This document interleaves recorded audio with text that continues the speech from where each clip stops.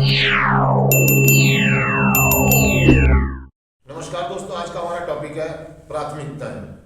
अच्छी घड़ी फंदा भी बन सकती है। इसमें खतरा यह है कि हम यह भूल सकते हैं कि हमारी पहली प्राथमिकता क्लीन रहना है। दोस्तों, प्राथमिकताएं, एक एडिक्ट की प्राथमिकता मतलब सबसे पहली जरूरत, मतलब एक आदमी फर्स्ट प्रायोरिटी कह लो, उसको सबसे पहली जरूरत कह लो, है ना। मतलब एक आदमी को जीने के लिए सबसे पहली चीज क्या चाहिए? रोटी, कपड़ा और मकान। रोटी, कपड़ा और यही है ना, है ना। एक अच्छा घर, थोड़ी पढ़ाई लिखाई। मतलब हम जब लोग या एक एडिक्ट जब नशा कर रहा होता है बाहर की दुनिया में, तो वो जो सबसे पहली जरूरत होती है, फर्स्ट प्रायोरिटी अपने नशे को आगे रखता है। वो मतलब वो अपनी इच्छाओं को, है ना, अपने सपनों को, मतलब इच्छाओं पे जीता वो। मतलब जरूरतों को वैल्यू ना दे करके इच्छाओं को वैल्यू देने शुरू कर देता है एक नशा, जो नशा कर रहा होता है व्यक्ति। तो आज का टॉपिक हमें ये बताना चाह रहा है कि दोस्तों, मेरी फर्स्ट प्रायोरिटी क्या है, मेरी प्राथमिकता है क्या आज के दिन। जब मैं नशा कर रहा था तो मेरी सबसे पहली जरूरत, मेरी फर्स्ट प्रायोरिटी या मेरी प्राथमिकता ये थी कि मेरा नशा, नशे के से सबसे पहले मेरी जिंदगी में कोई चीज थी तो सबसे पहले नशा, उसके बाद खाना पीना, नहाना धोना, शादी ब्याह, पार्टी, खेलना कूदना, पढ़ाई लिखाई, ये सारी चीजें बाद में थी। कोई समय ऐसा था कि सबसे पहले मुझे खाना चाहिए होता था, आराम चाहिए होता था, खुशियां मनाने की, फिल्में देखना, है ना, पिकनिक पे जाना, शादी पार्टियों में जाना, इनके लिए मैं बहुत सारी तैयारियां करता था। लेकिन एक समय जब आया, एक एडिक्ट की जिंदगी में जब आता है, तो उसकी सबसे पहली जरूरत क्या बन जाती है? बाकी सारी चीजों को बाद में पीछे करने लगता, धीरे एक एक करके, कल कर लेंगे, परसों कर लेंगे, है ना, अगली बार देख लेंगे। तो धीरे धीरे करके सबसे पहले इसकी जरूरत क्या बन जाती है? नशा। और ऐसे ही स्थिति में हम लोग कार्यक्रम में आते हैं, सभाओं में आते हैं और मीटिंगों में जब हम नशा कर रहे हैं तो हमारी सबसे पहली जरूरत होती है हमारा नशा, उसके बाद बाकी सारी चीजें, नहाना धोना, खाना पीना वगैरह वगैरह। और जब हम कार्यक्रम में आते हैं तो हम बिखरे हुए होते हैं, हम टूटे हुए होते हैं, हमारे हालात बहुत ज्यादा खराब होते हैं, और हमारी सबसे पहली जरूरत उस समय ये होती है कि मेरा नशा छूट जाए। अगर मैं कहूँ अपने बारे में, अपने मैं कहूँ तो मेरी, जब मैं कार्यक्रम में आया था तो मेरी सबसे पहली जरूरत ये थी कि कैसे भी करके मेरा नशा छूट जाए, बाकी सब ठीक कर लूंगा, मुझे कुछ नहीं चाहिए इस दुनिया में। अंतरात्मा की आवाज थी कि मुझे कुछ भी नहीं चाहिए, बस मेरा नशा छूट जाए मेरा। और जब मैं कार्यक्रम में आया, धीरे धीरे आगे बढ़ा, तो मुझे फायदे होने लगे, मैं ठीक होने लगा। अब मेरी प्राथमिकताएं बदलनी शुरू हो जाती हैं कुछ समय के बाद, कुछ सालों के बाद, कुछ महीनों के बाद। अब मैं सबसे पहले अपनी क्लासों को वैल्यू ना दे करके, सेशंस को वैल्यू ना दे करके, सभाओं को वैल्यू ना दे करके, मैं शादी ब्याह पार्टियों को वैल्यू देना शुरू कर देता हूँ, सामाजिक दूसरे कार्यक्रमों को वैल्यू देना शुरू कर देता हूँ। मतलब वो फर्स्ट प्रायोरिटी बन जाती है मेरा फिल्म देखना, मेरा रेस्ट, मेरे अच्छे कपड़े। यानी कि एडिक्ट दोबारा से इच्छाओं की तरफ दौड़ना शुरू कर देता है। वो दोबारा से अपनी इच्छाओं के आधार पर जीना शुरू करता है, भौतिक चीजों के लिए जीना शुरू कर देता है, सुख सुविधाओं के लिए जीना शुरू कर देता है। फर्स्ट प्रायोरिटी उसकी गाड़ी हो जाती है, उसका बंगला हो जाता है, उसकी कोठी हो जाती है, उसकी नींद हो जाती है, उसका आराम हो जाता है, उसका रेस्ट हो जाता है। तो ये कह रहा है कि अच्छी घड़ी भी फंदा बन सकती है। जैसे हेडलाइन में लिखा है कि हमारी सबसे अच्छी घड़ी, सबसे अच्छी घड़ी मतलब हमारा सबसे अच्छा दिन, जिस दिन हमारे पास सारी भौतिक चीजें हो, सुख सुविधाएं हो, हमारे पास सारी चीजें हो, और हम भटक जाए, हम अपनी सभाओं को फर्स्ट प्रायोरिटी ना दे करके, प्राथमिकताएं ना दे करके, अपने सुधार को प्राथमिकताएं ना दे करके, हम दूसरी चीजों को जब प्राथमिकताएं देना शुरू कर देते हैं, और चीजों को जब हम प्राथमिकताएं देना शुरू कर देते हैं, तो वो हमारे लिए बंदा भी बन सकती है। वो कह रहा है कि आगे चल के हम बस अगर हम इन चीजों में उलझ जाते हैं, भौतिक सुख में, जैसे टीवी, कार, बंगला, फोटो, मोबाइल, है ना, कपड़े, ये वो, शॉपिंग करना, दूर दूर घूमने जाना, पिकनिकों में जाना, है ना, बहुत सारी चीजें करना। एक एडिक्ट भूल जाता है, भटक जाता है और वो दूसरी चीजों को वैल्यू देना शुरू कर देता है। स्वभाव को कहता है अगले हफ्ते चला जाऊंगा, कल चला जाऊंगा, मैं ये कर लूंगा, वो कर लूंगा, मतलब बहानेबाजी करना शुरू, बचाव करना शुरू कर देता है और वो दूसरी चीजों को फर्स्ट प्रायोरिटी पे रख लेता है। किसी दोस्त के साथ पिकनिक पे जाना है ना, मुझे मतलब हरिद्वार जाना है या कुछ ऐसी चीजें कर लेता है वो अपने सुधार से, अपने इलाज से बचना या हटने लग जाता। अपना याद करें वो दिन जब आप सुधार में आए थे, तो आपकी सबसे पहली जरूरत क्या थी? मेरी जरूरत सबसे पहली ये थी कि मेरा किसी भी तरीके से नशा,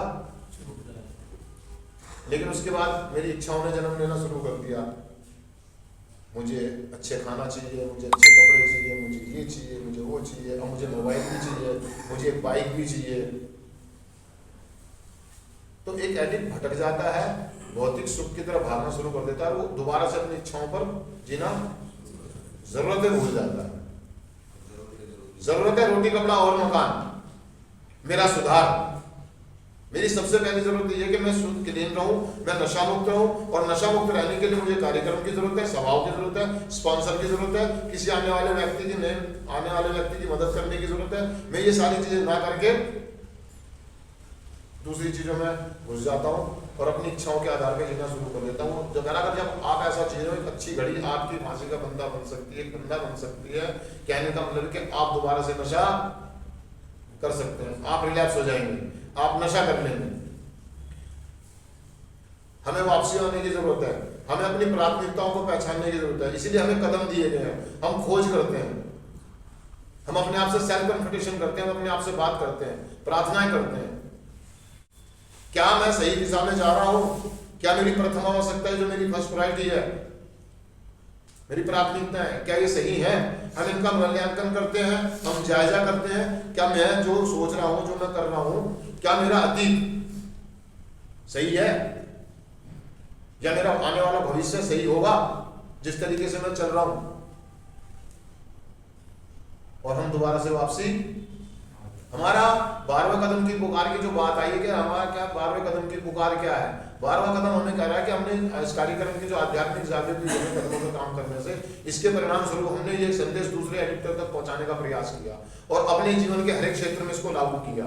तो कह रहा है कि आज जब मैं जो मेरे अंदर शुरुआती दौर में विनम्रता थी, झुकाव थी, जो मैं दूसरे कार्यक्रम के लिए आने वाले व्यक्तियों के लिए जो अपने स्पॉन्सर की एक कॉल का इंतजार करता था या उनसे बातें करता था, जो मैं शेयर करता था, कि आज मैं वो कर पा रहा हूं। तो हमें करनी होती है दोस्तों, हम वापसी करते हैं, हम फिर दोबारा से पहला कदम करते हैं, हम दोबारा से वापसी कदमों की तरफ जाते हैं। तो हमें पहचानने की जरूरत होती है कि हम कौन सा कदम कर रहे हैं। हमें अगर हम अपनी जरूरतों को छोड़ करके हम अपनी इच्छाओं की तरफ ध्यान दे रहे हैं तो हम गलत हैं। हमें पहचानना होगा और पहचानने के लिए हमें मीटिंगों में जाना पड़ेगा, स्पॉन्सर से बात करनी पड़ेगी। आज हम कौन सा कदम पर काम कर रहे हैं, पहले पे, दूसरे पे, छठे पे, 8वें पे, 12वें पे। और हम देखते हैं कि मैं अपनी जो पहला कदम है मैं उसे भूल गया हूँ कि मैं शक्तिहीन हूँ, मैं पावरलेस हूँ, मैं ज्यादा हवाओं में नहीं उड़ सकता, मैं ज्यादा इच्छाओं में नहीं जी सकता। मेरी सबसे पहली जरूरत क्या है? अगर मैं इसको भूल जाता हूँ तो मैं कभी भी नशा, मैं कभी भी रिलैक्स, मेरे लिए मुसीबत बन जाएगी। ये गाड़ी, बंगला, फोन, समझ रहे हैं मेरी बात को? वो कह रहा है कि ठीक है, हो सकता है कि आप काफी लंबे समय से नशा से मुक्त हैं, आपने एक अच्छा जीवन शुरू कर दिया हो, आपकी शादी हो गई हो, आपका काम धंधा बढ़िया चल रहा हो, बिजनेस बढ़िया चल रहा हो, समाज में मान प्रतिष्ठा आपकी बढ़ गई हो, समाज में लोग आपको पूछने लगे हो, आपकी इज्जत करने लगे हो। बहक मत जाना, भटक मत जाना, वो अवेयर करा रहा। ये प्यार, ये अपनापन जब तक है आपके साथ, जब तक आप नशा मुक्त हैं, और आपकी वैल्यू भी तभी तक है जब आप क्लीन हैं। जिस दिन आप नशा कर लेंगे आपके हाल अतीत जैसे हो जाएंगे। याद करें अपने अतीत को, जब लोग आपको जरा सी भी वैल्यू नहीं दे रहे थे, उनकी नजरों में आपकी कोई वैल्यू, हम भ्रम में फंस जाते हैं। हमारी बीमारी का एक पार्ट हमें बताया गया कि माया भी है, ये भ्रम पैदा करती है। हमें ऐसा लगने लगता है कि सामने वाला मुझसे बहुत प्यार करने लगा है, मुझ पर बहुत विश्वास करता है, मुझ पर बहुत फेथ करता है, मेरी बीवी, मेरे पापा, मेरी मम्मी, मेरी बहनें, मेरी भाभी, मेरे दोस्त, मेरे सामाजिक दोस्त,